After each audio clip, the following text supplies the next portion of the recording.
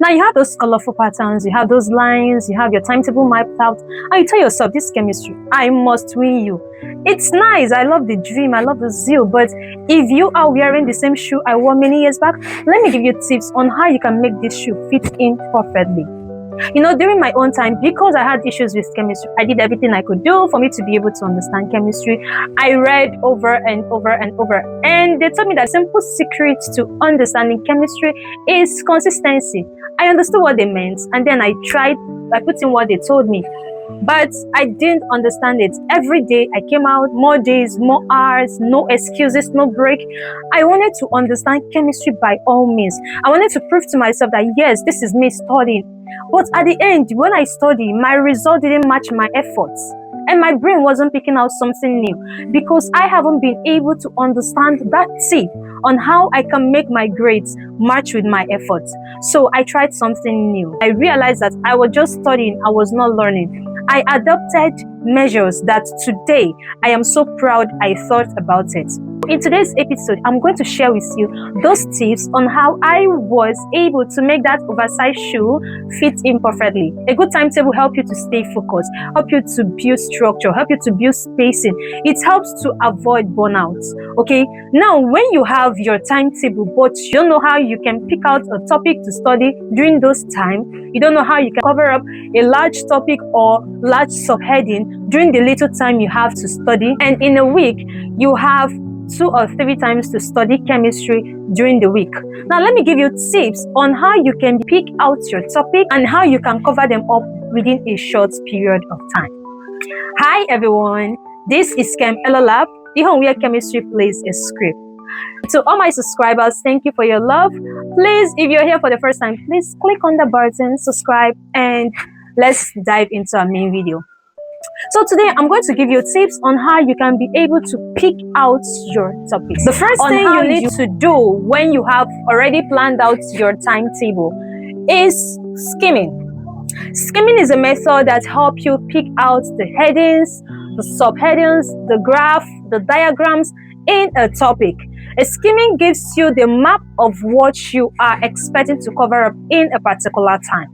Now, when you are skimming, you will come across topics that you don't like at all, topics that reduces your grade, topics that it takes time for you to understand. You try to avoid it. Now, these topics are topics that we categorize under the weak topics. Weak topics are topics that has all the hard ones, the ones you try to avoid, the ones that reduces your grade. When you come across topics that you find it so hard, write it under the weak topics. All right, now moving forward, if you come across the ones you know, yes, I like this topic, but I'm not really into it, I still have issues in this topic, or I still study with this topic. Now, these are the ones that you will write under the average topics. Average topics are the ones that contains topics that you are familiar with, but they are not your thing. Not the ones you avoid this time around. These are the ones that you know, yes, you know these topics, but you don't really find yourself there. So when you come across these topics, you write them under these average topics. The next one is the strong topic. Now, in this strong topic, they're the ones that if I wake you up tomorrow, you can just stand up and give me the answers. When you come across this topic, like personally, anything that has to do with atomic structure, leave it for me. Electronic configuration, organic compounds, because they are the ones that if you tap me today and say, Ella, wake up, I can give you the answers. Now, these ones are the ones that you will write under the strong topic. All right, before you start studying, try using skimming. Skimming gives you the roadmap of what you are expecting to cover up in a particular topic. All right, so after you're done with skimming, the next thing you should do is scanning. Scanning is when you start to studying. All right, in scanning, it helps you to know the topics, it helps you to know the definitions, it helps you to understand the functions, understand the composition, the properties of what you are reading. Scanning helps to reduce the time you spend in reading and help improve your understanding. So these are the 2 steps you need to do first before you start studying. The next thing you should do now when you're studying is building a strong daily time frame. The time you put into these topics shouldn't be equal. You need to give more time to the weak topics. These are the ones you are not familiar with. So for you to be able to understand those topics that you are not familiar with, you need to give it more time. Average topics require moderate time. You don't really spend much of your time there, but you try to balance your time there in average topics. And strong topics, you require just revision because you're already conversant with those ones. You just need to come, revise, and then go. So if I have 3 days, assuming I have 3 days in a week to study, what will I do? Let's say, for instance, I have chemical thermodynamics to talk about, and I know that within this frame that I am not really comfortable with thermodynamics, and thermodynamics has formulas, it has calculations. How will I be able to cover up? So this is what I would do. Within my 40 to 50 minutes, I will sit down to understand the concept. So day 1, you study the concept. Day 2, you go back to revise the concept and then practice new topics.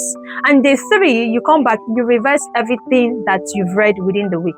When you try these measures, it increases not only the learning, not only memory, but helps to reduce burnout. As a student, you don't need a burnout.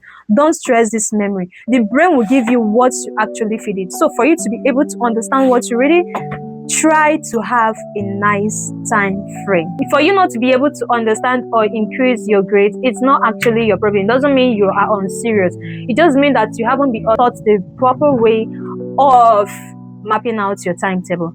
So with these tips, you can know that I know that I have to do skimming, and then I need to do my scanning first for me to be able to understand.